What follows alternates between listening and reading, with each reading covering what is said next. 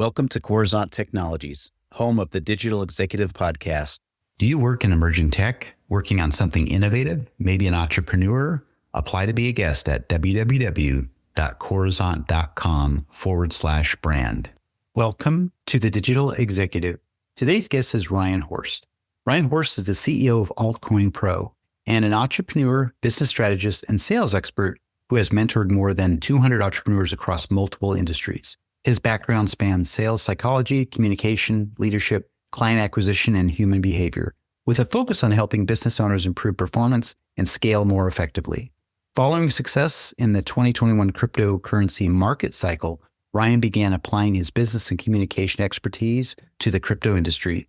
At Altcoin Pro, he focuses on simplifying complex financial and blockchain concepts into practical education for everyday investors, with an emphasis on investor psychology, decision-making, and long-term strategy.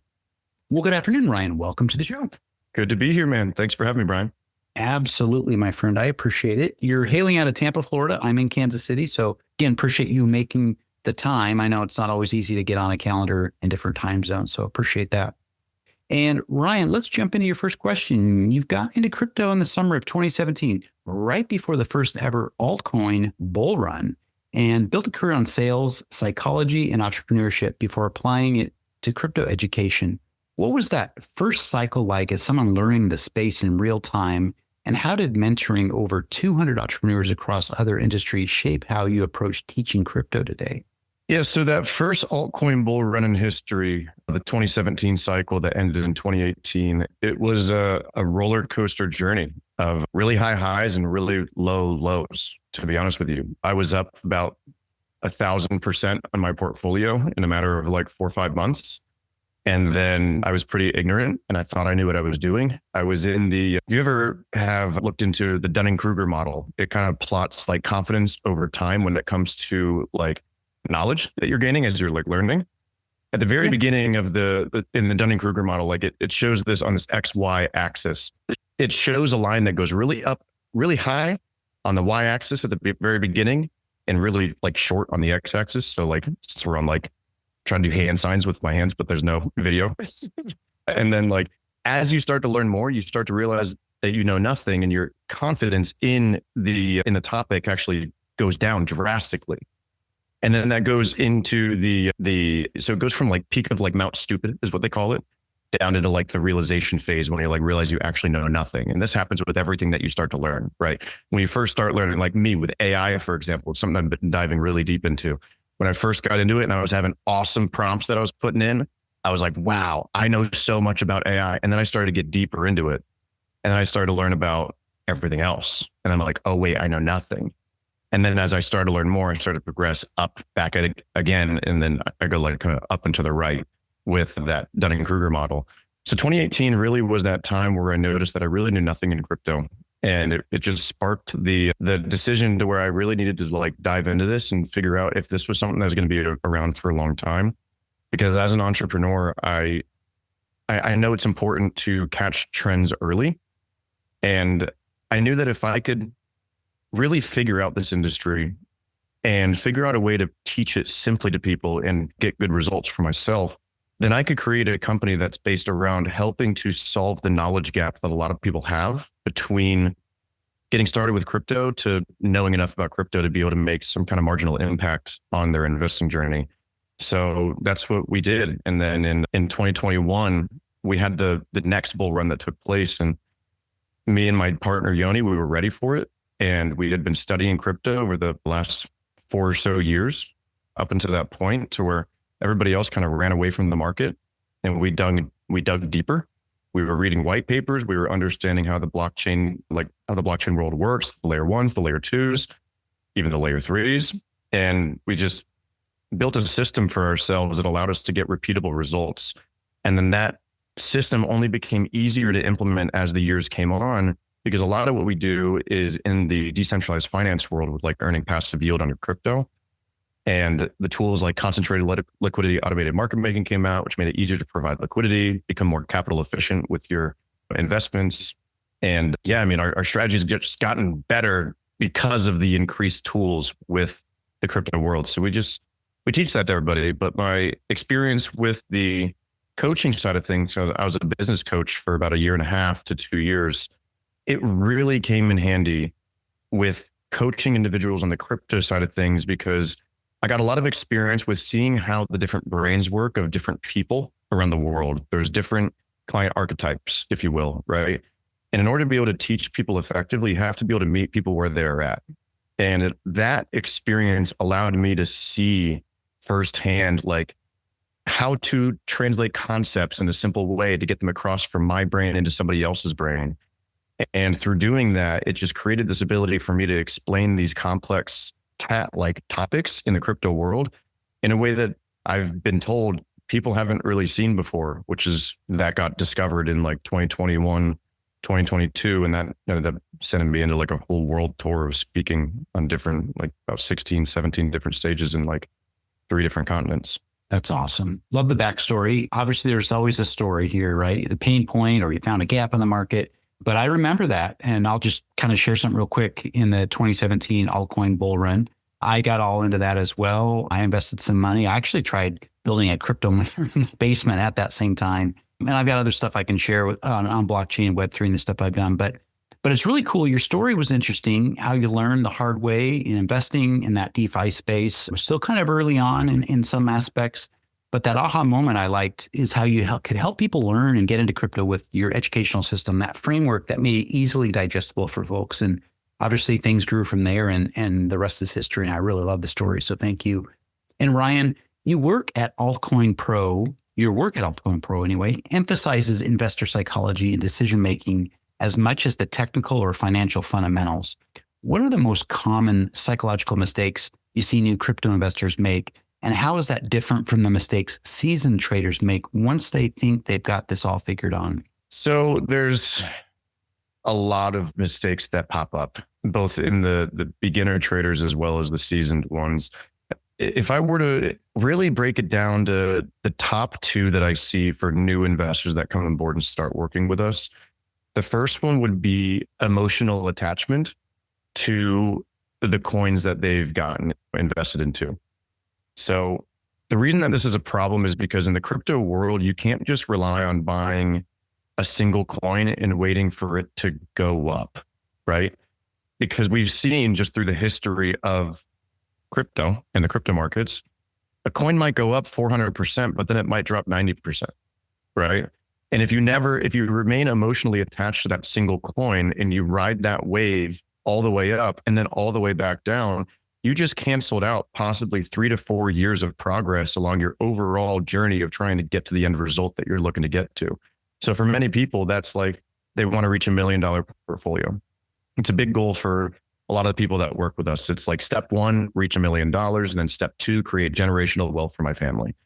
And we jump on demo calls with people all the time. And when they jump on with us, we typically will ask them what their current portfolio value is at. And then we'll ask them what their all-time high value is at for their portfolio. And a lot of times they'll come to us and they say they've got like 200 grand in crypto, but at one point they had 500 grand. I mean, that's a pretty steep drop off, but where it gets even more dangerous is when a lot of these individuals will say, well, I'm okay with that because I'm still dollar cost averaging into this same coin that I've lost all this money in. And it creates this issue to where, since they're so emotionally attached into that specific coin, and it could be a number of different coins, right? It's not just like any single coin. It happens all the time, and like with different types of coins, because these cryptocurrency projects, they have their marketing strategy, right? To where they create like cult-like followings of their specific token, and then people go all in. And then when things go poorly, they find a way to reason with themselves for why it's actually a good thing that it's going poorly. And then sometimes they dig themselves deeper into a hole. And the danger here is that with the crypto world being so new, the nascency of this space, there's a chance that some of these coins that they're getting into might never recover. And they're stuck with being in they're stuck in the marketing side of things, what the coin's been talking about and what influencers on YouTube have been talking about. To where we've got people that jump on calls with us that are like 70 years old that have got their life savings into crypto and no real strategy other than just buying and holding and then just hoping it works. So that's one of the biggest problems that we see is the emotional attachment to a coin, and then finding ways to reason, like finding a way to like look at the current situation with rose-colored glasses as to why things going down is not all that bad. And we've seen multiple coins where like Bitcoin Cash, for example, if you look at the chart, the all-time high from it was like in 2017, right? And some of these coins like actually never come back. So if you have this cult-like mentality, then you probably should do some looking into if that's a healthy thing for you. So, and then that also leads into the second problem, which is a lack of diversified, like a portfolio that's not diversified and one that's not earning passive yield. So to dive into that a little bit further, some people think that they are properly diversified with their portfolios because they might hold, like a good example that we see all the time is like they might hold a bunch of different ISO 20022 projects, right? So that could be like XRP, XLM, HBAR, Quant, like all of these here, Algorand. And they're under the interpretation that by being in all these different coins that they're diversified between multiple different projects in the space. However, all of these projects are under the same narrative, right? So that's like going into the stock world and buying only AI related stocks and thinking that you're properly diversified, or going in and buying only social media related stocks and thinking that you're properly diversified, right? Because you got to think about the different levels of diversification, right? There's a diversification level of making sure that you're in different coins, but also in different sectors, right? Because if something in the ISO, if like XRP is going up like crazy, right? XLM, there's a good chance it follows. Quant might follow, right? But the crypto world moves based on narratives. So while the ISO 2002 coins might not be moving for a while, and we've seen that where they went stagnant for like 3 years, you might get other coins that like Hyperliquid, which we've loved recently. Well, we've loved that for like 2 years, and where that one's going like crazy. So then perp dexes might be the narrative that's going crazy, or you might see AI coins that are going crazy, right? So the other one is like not really being properly diversified, and the danger of that is many people think that they're diversified, but they're really not. Thank you. That's helpful. And I've heard people talk about this before. And again, those top two reasons for new investors, and a big one, you talked about this, you really unpack this, is that emotional attachment. You can't just buy a single coin and be attached and wait for your investment to bring back that huge return. You have to think about the long game. And we all been there. We've been burned. I bought a lot of different altcoins over the years. And yeah, I wouldn't say I've lost my shorts, but yeah, I get it. And the emotional attachment is there. I think we all have it. So I appreciate your insights there. But of course, the other one, lack of that diverse investment portfolio. And as you said, not just different coins, but also different industries, really kind of diversify and make sure that you're at least getting a basic yield on that. So I, again, appreciate your insights here for our audience. And Ryan, you've built your business around translating complex financial and blockchain concept into practical education for everyday investors. What's an example of a concept that almost everyone misunderstands at first? And how do you break it down in a way that actually sticks? So I'd say the one that really stands out to me would be how we actually earn yield on our crypto with liquidity pools and providing liquidity to these liquidity pools. Somebody, just so that the listeners are kind of can pick up on where I'm at. Like, if you ever heard of the terms like yield farming or like liquidity pool mining or like anything like that, it kind of goes under the same terminology with what I'm talking about. So I'll kind of explain how that works. So in the crypto world, we have both centralized exchanges and decentralized exchanges. Okay. So a centralized exchange is like Coinbase, it's like Binance, it's like Kraken, Uphold, KuCoin, you name it, all these different types of centralized exchanges. What makes them centralized is that they're owned and operated by a central entity, right? That central entity has governing control over that exchange, okay? Now, one of the issues with this is kind of twofold, right? One, this centralized exchange earns all of the trading fees for any of the trades that you do on that centralized exchange, which means those fees go straight to a third-party intermediary that's a centralized company, and they don't get distributed out to the people that are helping to put together the crypto world. Now that's very normal, right? You can't fault them for that because they're a centralized business. That business has to make money, right? That's not necessarily a problem, but it is when you look at the second option, the decentralized exchange, which we'll talk about in a second. The other problem with using a centralized exchange is that in the crypto world, you have to choose where you're going to custody your assets, right? And there's two different options. There's custodial solutions and non-custodial solutions. Custodial solution is something like a centralized exchange. Now, I'll elaborate on what the difference is for a second. It's important to understand that when you store your cryptocurrency, you're storing it in a crypto wallet. That's whether it's held by yourself or held by an institution. It's still a crypto wallet that's being held in at the end of the day. That's the only way that you can hold a cryptocurrency other than it being in like a smart contract vault or something like that, right? So since no matter what, at the end of the day, whether it's a custodial or a non-custodial solution, it's still being held in a crypto wallet. What is the big difference? The difference is the method of seed phrase storage. So whenever you create a crypto wallet, you are getting a seed phrase. This seed phrase, to make it super simple, is basically a master password that allows you to unlock this crypto wallet from any device in the world, right? You just have to download a crypto wallet and then import your seed phrase, and then boom, you have access to it. Now, the danger of this is that whoever owns that seed phrase has ultimate control over the funds that's inside of that crypto wallet. So if you're using a custodial solution, then the exchange has the governing authority at the end of the day of what goes in and out of that crypto wallet. They just give you access to that crypto wallet, right? This is why when we've seen situations like FTX or BlockFi or Voyager or any of these that you might have seen, like the downfall in like 2022, that's why so many people got screwed there. It's because they didn't own the seed phrase to their crypto wallet. So that means that the centralized exchange can just block the withdrawals to where you can't take your money out. And if a crypto institution of some sort, like Coinbase or something like that, were to go down, they can just block your ability to withdraw the money, right? And there's no like FDIC insurance with your crypto or something that like protects, like how you have with like in the case of like bank runs and stuff in the traditional finance world. You don't have that with crypto. So if you're going to store your crypto with a centralized entity, that's a risk that you're taking on.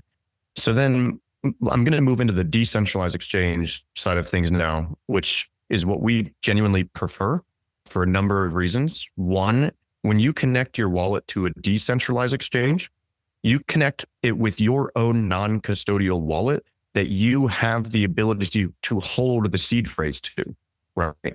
So this gives you sovereign ownership of your crypto, which, to be fair, is the entire reason crypto was created, so that we could have sovereign ownership of digital money for the first time in history. You can't do that with the dollar because the dollar has to live inside of a bank account that is ran by a centralized entity, right? So the only way you've ever been able to have sovereign ownership of digital money in history is because of crypto and the ability to have a crypto wallet. So by using centralized exchanges, you're kind of moving against the entire thesis of why we had crypto created in the first place. So then when you use these decentralized exchanges, you're actually allowed to take your crypto that you hold in your own sovereign wallet. So think like Ledger or Trezor or MetaMask or Rabby or Phantom. These are all examples of non-custodial wallets. Some are cold storage, some are hot wallets. And you can log into these decentralized exchanges. So like if you've heard of Uniswap, right? Or PancakeSwap was a pretty popular one back in the day that somebody might recognize, or Jupiter or Meteora. There's a ton of different decentralized exchanges out there. You can click the button on that website that says connect, and then you can connect your own non-custodial wallet that you own to this website. And then you can enable it to move your funds in and out of that wallet to interact with that decentralized exchange. What this does is this allows you to trade your crypto without using a centralized exchange. So without having third-party custodial risk. And it also opens up the ability to make passive income on your crypto. So the next part of this is understanding how the actual decentralized exchange works, right?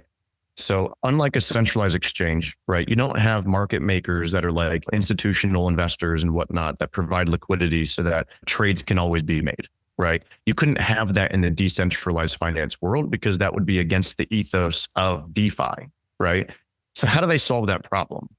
They created something called liquidity pools, which is exactly what it sounds like, right? So to give an example, if I wanted to trade, let's say Ethereum for USDC on, call it Uniswap, right? Uniswap.org. Then you can go onto Uniswap and then you could submit on their platform, I want to trade ETH for USDC. It'll go through a liquidity pool to give you that money. But how does it actually operate on the back end with those liquidity pools? So basically, in order for that to actually operate, these liquidity pools are what we call two-sided liquidity pools. That just means that there's two coins in the liquidity pool. So for this to work, there has to be outside people that have money, like investors, that decide to put their Ethereum and their USDC into this liquidity pool. And then what the decentralized exchange does is it says, okay, this person wants to get USDC with their ETH. So it takes the person that's trading the ETH, puts it into the liquidity pool, and then pulls USDC out of the liquidity pool. And when it does that, it charges what's called a swap fee. And that swap fee is a very small fee, typically like 0.3%, sometimes even lower, like 0.05%. And then that swap fee is then paid out to the people that provided their liquidity to this decentralized exchange in this ETH USDC liquidity pool so that other people could actually trade. So the beautiful thing here is that because of the nature of this decentralized exchange and how they work, instead of Coinbase getting paid the trading fees, it's actually disseminating that wealth to everybody that wants to be involved because of the nature of decentralized finance. So now you and I can become market makers. The idea of being a market maker isn't just reserved for the institutional investors of the world. It's not just for the citadels of the world. It's not just like for the large people that have billions of dollars of capital. That opportunity is now available to Cindy and Lucy down the street. It's available to your yoga instructor. It's available to you, Brian. It's available to me. And the amount that you can actually make from this is way more significant than anybody really realizes, because there's a huge knowledge gap right now between the amount of people that know how to trade on a decentralized exchange, and the amount of people that know how to provide liquidity on a decentralized exchange. And the amount that you make per swap is dependent on the amount of money you have in that liquidity pool in proportion to the total amount. So you get like a cut of that swap fee that's proportional to the percentage of the overall pool that you actually make up. So yeah, that was kind of long, but I hope that came across clearly. Do you have any questions about that? No, it's great. Overall, it makes total sense. And like I said, I've been in this space as well for quite a long time, but for our audience, it's certainly going to be amazing how you impact all that. And just to highlight a couple of things real quick here, you obviously broke down how you actually earn yield crypto and liquidity. You talked about the liquidity pools. And obviously on the decentralized side, there's an incentive for the people that do invest. And I like that, of course. And again, learning lesson here for the audience, for those folks that are new to this space. And then of course, crypto wallet, you talked about how that works. What's its purpose? A central exchange versus a decentralized exchange, and how decentralized exchanges offer the most, I would say, giving power back to the people, right? That's really what DeFi, the premise, the thesis, as you mentioned, is what it's built on. So I appreciate that. And Ryan, the last question of the day, if you could briefly share, as AI, tokenization of real world assets, and institutional capital continue reshaping the crypto landscape, where do you see retail crypto education heading in the next bull cycle? And what do you think separates investors who actually build wealth in this next phase from those who'll get left behind again? I think that the big thing that's going to separate investors is going to be the ability to separate an emotional attachment from their coins, right? And the reason I say that is because we are in a different era of crypto, right? The era of crypto that we're in today is no longer the era to where you can just throw money at any cryptocurrency and just wait long enough and it goes up, right? the question that follows after that is typically why, right? So why is that the case? And the reason for that is that the barrier to what is required in order to create a cryptocurrency has dropped to virtually zero, right? You could go on a site like pump.fun or a similar one like that, and you can create your own cryptocurrency in a matter of like 3 to 5 minutes, right? So when you have this many cryptocurrencies that are created, it creates a problem that we call altcoin fragmentation. What is that exactly? Well, in 2017, pretty much every coin went up because there was a flood of money flowing into the cryptocurrency world. And there wasn't that many, comparably, there wasn't that many coins that money could flow into. But in today's world, there's, good Lord, tens of thousands, maybe hundreds of thousands of coins that are out there. So in order for us to have a similar type of up, like a rising tide that lifts all ships, like what used to happen, we need like a crazy amount of capital to come in because there's not enough money in comparison to the amount of coins to bring up every single coin anymore. When you've got like all these low cap coins that have $50,000 in market cap to $100,000 in market cap to 5 million in market cap, it just creates this situation where if there's like 5 million in this coin, 10 million this coin, 50 million this coin, that's money that could have flown, that could have like gone into the other coins, right?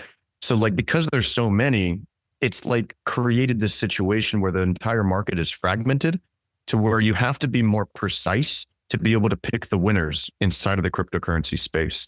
So in order to really be able to do that effectively, you really need to be able to have an understanding of the market and know what the gaps are in the market so that you can be on top of the solutions that come in order to change the world, right? A really good example is Hyperliquid. We've been talking about Hyperliquid since 2024, I believe. Yeah. Or actually probably early 2024 is when we first started talking about Hyperliquid. And the reason we were so bullish on it was because Hyperliquid was solving a serious problem in the crypto world, which was a really good perp dex, right? And for those of you that aren't familiar with what that is, it's basically a decentralized exchange that you can go on and you can seamlessly long or short with margin, right? So like, if you're not familiar with margin, with like, borrowed capital, right? So you can trade with more money than you actually have on like 3x, 5x, 20x, even more sometimes on different perp dexes. So Hyperliquid created a solution that was 100% the best on the market.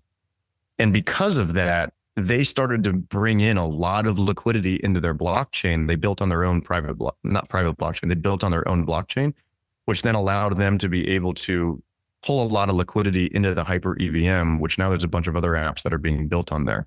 So it's just being able to like see the problems and the holes in the market before other people do. But in order to be able to do that, you have to understand the market.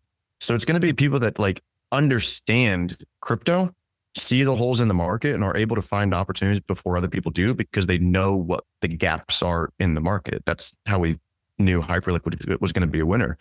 And today, Hyperliquid is the most successful company in the world when you talk about in terms of revenue per employee. I think they're doing something stupid like, I think it was like $100 million per employee. They've got like 11 employees. I don't know the exact number, but you guys can look it up. Hyperliquid is now the most successful company when it comes to revenue per employee. So that would be the main thing, is actually learning the industry. But the tough part is knowing where to start. And the reason that's the tough part is because until we created Altcoin Pro, one of the difficult things is that like, I didn't feel like people were teaching this industry in the correct order that it should be taught in. Or you go on YouTube and you're going to learn about the ISO 20022 tokens, right? Or you're going to learn about, cross-border payments and the issue with that, right? So you start to learn these things, but what you're missing and that you don't know quite how it works is, how do you bridge from blockchain to blockchain? What is a layer 1 blockchain? What's the difference between a layer 1 blockchain to a layer 2 blockchain? It's the understanding of how the entire ecosystem works that's critical for you to be able to actually make proper decisions with your investing portfolio and to understand the risks of each coin that's in your investment. Because if you're investing in a layer 3 project, for example, that might have a risk that trickles down to the layer 2 and the layer 1. So then if the layer 1 blockchain goes under, and then the layer 3 built on top of the layer 2 that's built on the layer 1 is also going to go under. right? So it's just getting a proper education of like learning like how to actually go through crypto from A to Z in a way that's actually built in the correct order. Because so many people are trying to learn calculus before they learn pre-algebra, and it's just never going to work that way. Thank you. Appreciate that. There's a lot to unpack there for sure. I know my audience is going to have to listen to a follow-up part 2 of this podcast. Obviously, there's just so much information. But just to highlight a couple things, in the future, as you said, big things going to separate those investors or those that can separate themselves emotionally from their investment, obviously. But you impact so much more about altcoin fragmentation and perp decks and being precise and picking the right crypto investments, finding that gap. People that really understand the market are going to do well. So I really appreciate that. And Ryan, it was such a pleasure having you on today, and I look forward to speaking with you real soon. Of course. Thanks for having me. Bye for now.